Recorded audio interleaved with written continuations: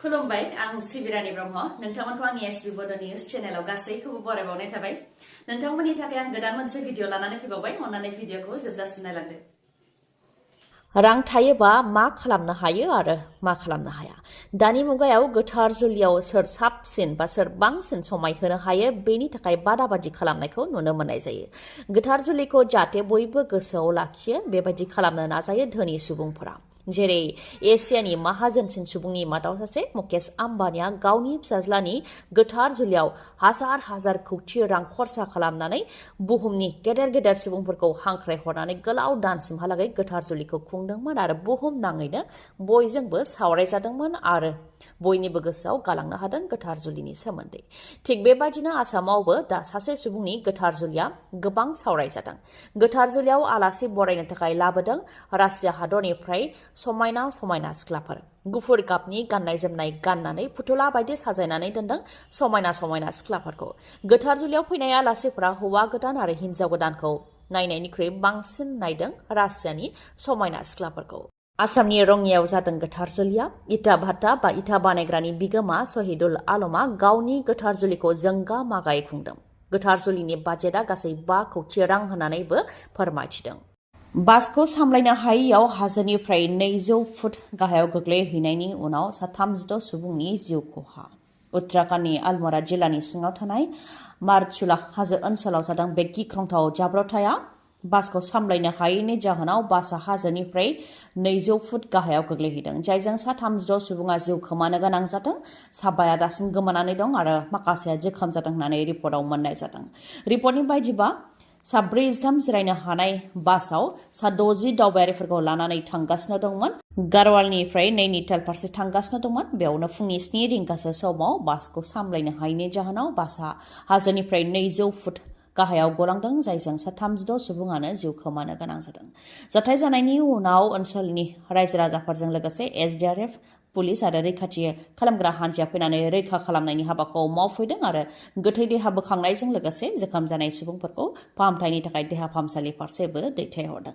जाथायजों मोगा-मोगि जानांनाय बा जाथायनिफ्राय खुनुरुखुमै जिउ रैखा मोननो हानाय दावबायारिफ्रा फोरमायथिनाय बायदिब्ला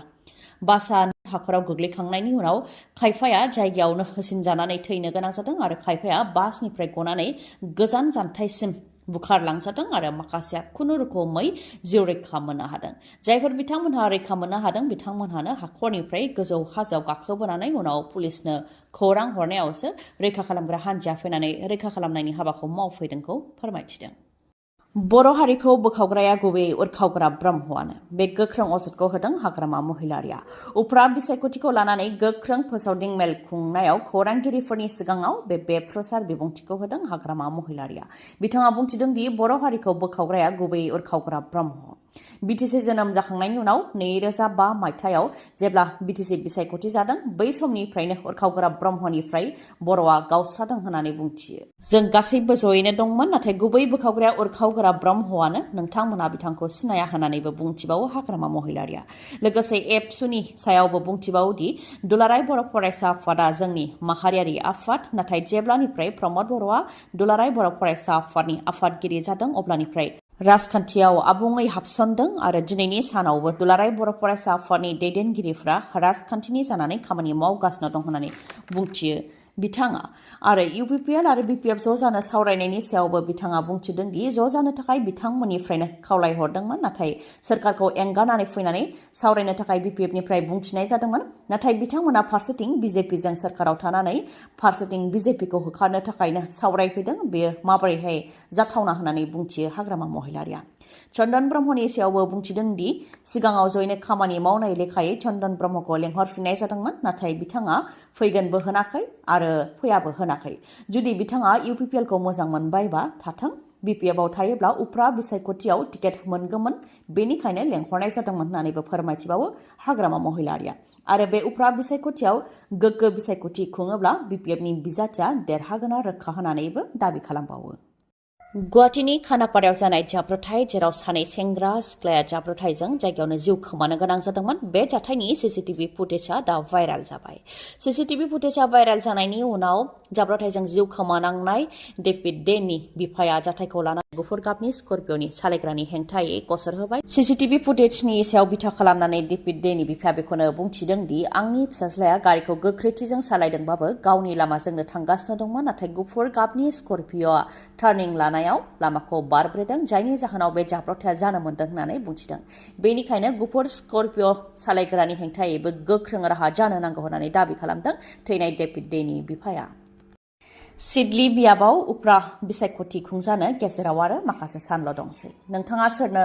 गावनि बेसेन गोसा भटखौ होगोन? UPPL, BTech ना कंग्रेसनि बिजाथिनो भट होगोन नोंथाङा? सोरनो भट होनांगौ बेखौ लानानै रायजो राजानि गोसोआव जाहाथे गोनो गोथो साननाय थाया, बेखौ लानानै रायजो राजाफोरखौ बुजायनो नाजादों NDAनिफ्राय गबिन्द बसुमतारी आरो BPFनिफ्राय कास्टम बसुमतारीया। गबिन्द बसुमतारीया बेखौनो बुंथिदों दि सिडली बियाबाव साथामबो बिजाथिया बर'। भट होनायाव गोनो गोथो जानो हागौ, बेनिखायनो सोरनो भट होनांगौ बेखौ लानानै गुबुन गुबुन धोरोमनि आफादफोर आरो समाजारि आफादफोरजों जयैनो सावरायदों आरो बिथांमोनखौ बुजायनो नाजादों होननानै फोरमायथिदों। रुलिंआव थायोबा ओनसोलनि खामानि जागोन, बेखौ लानानै बुजायनो नाजादों होननानै फोरमायथियो गबिन्द बसुमतारी बिथाङा। BPF, UPPL आरो कंग्रेसनि बिजाथिनि सायावबो बिथाङा बुंथियो दि बिथांमोनहा मानसि हिसाबै रावबो गाज्रि नङा। BPFनि बिजाथि सुद्ध कुमार बसुमतारीया ABSUनि आन्दलन समाव गोबां बावसोमदों, साख्रि गारनानै खामानि मावफैदों आरो मोजां नखरनि सोद्रोमा, नाथाय रुलिंआव थायोब्लासो ओनसोलनि खामानिखौ मावनो हागोन होननानै बुंथियो गबिन्द बसुमतारी बिथाङा। ओजोंहाय रायजो राजाफ्रा मानि थाखाय BPFनो भट होनो नांगौ बेखौ लानानै कास्टम बसुमतारी बिथाङाबो बिबुंथि होदों। बे 4 बोसोर 6 दान UPPLनि सासनाव सिडली आरो चिरांनि रायजो राजाफोरनि थाखाय UPPL सरकारा मा खामानि मावदों बेखौ लानानै सोंथि खालामो बिथाङा। आरो बुंथियो दि सिडली आरो चिरांनि रायजो राजाफोरनि थाखाय जेबो खामानि मावनायखौ नुनो मोननाय जायाखै। हाग्रामा महिलारीनि समाव आइ दैनि सायाव गोलाव हाग्रामा ब्रिज लुनानै होनाय जादोंमोन, जाय चिरांनि रायजो राजाफोरनि थाखाय जोबोद गोनांथार आरो हाग्रामा महिलारी आरो BPFनि बे खामानि मावनायखौ बावनानै थाङोबा जानाय नङा आरो बेफोर गासैबो खाबुखौ हाग्रामा महिलारीनि समावनो मोन्दोंमोन होननानै बुंथियो बिथाङा।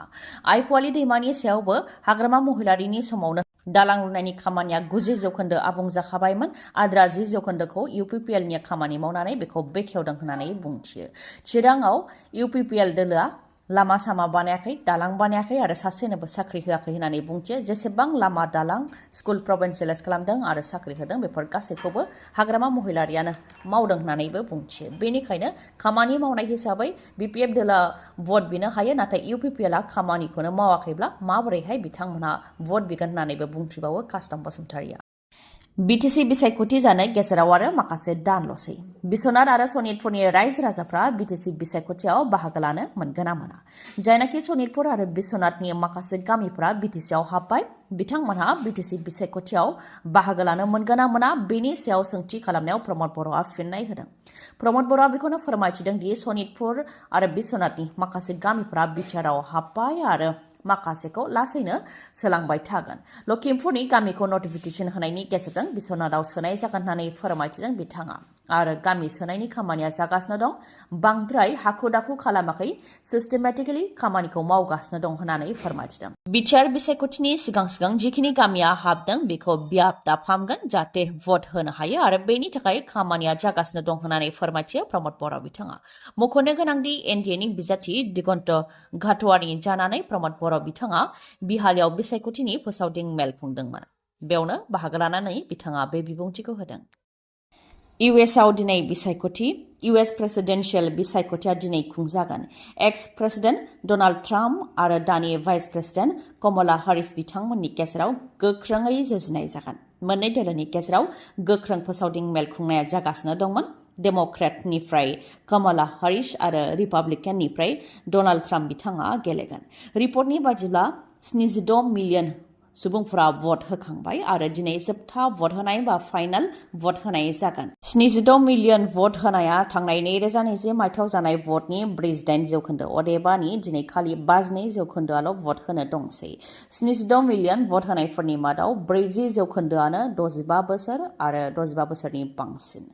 27% भट होनायफोरनि मादाव 5 निफ्राय 64 बोसोर बैसोनि गेजेराव आरो 13% भट होनायफोरनि मादाव 40 निफ्राय 49 बोसोर बैसोनि गेजेराव नाथाय बिथांमोननि भटआ सानजागोन ना सानजाया बेखौ लानानै गोनो गोथो साननायाव दं मानोना गोबां स्टेटफोरावनो बेलट बक्सखौ गाज्रि थासारियावसो बोखांनो हादों मख'नो गोनांदि इउएसनिया भट होनायनि अखानायैनो भट साननाय जायोब्लाबो भट साननाया 1 सप्ता समय लायो मानोना गुबुन गुबुन स्टेटनिया गुबुन गुबुन नेम निथि थागोन थायो आरो खायफाया आयेननि गेजेरजों चेलेन्ज खालामफिनो बेनिखायनो इउएसनि बिसायख'थिनि भट साननाया फ्राय 1 सप्तासो जायो फोरमायथिनो गोनांदि इउएसनि प्रेसिडेन्ट जो बिडेन बिथाङा प्रेसिडेन्ट बिबाननि थाखाय भाइस प्रेसिडेन्ट कमला हारिस बिथांनो मासिखौ एंगारनानै होदों फुजानि अफारनि थाखाय जाय बिथांमोनहा नेनानै दंमोन बिथांमोननि थाखाय गोजोनथाव खौरां मणिपुरनि मानास अट' हन्डा श'रुमा नोंथांमोननि थाखाय फुजानि अफार लानानै फैदों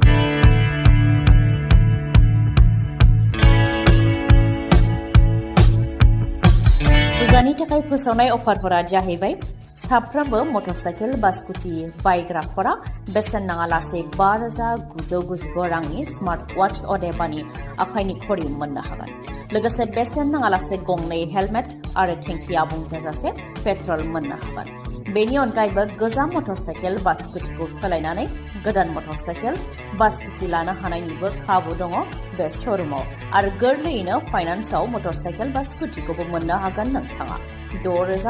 6,999 डाउन पेमेन्ट होग्रोनानैनो जायखिजाया मटरसाइकेल बा स्कुटिखौ नोंथाङा गावनि न'आव लांनो हागोन मोजाङै मिथिबावनो थाखाय नोंथाङा 7002601255 नङाबा 8638250343 बे नाम्बारावबो कन्टेक्ट खालामनो हागोन दिनैनि भिडिअ एसेनोसै गाबोन आरो गोदान भिडिअजों लोगो मोनफिनबावगोन नोंथाङा दासिमबो आंनि चेनेलखौ साबस्क्राइब खालामाखैबा अन्नानै साबस्क्राइब खालामदो लोगोसे लाइक कमेन्ट आरो शेयार खालामनो दाबाव गोजोन्थों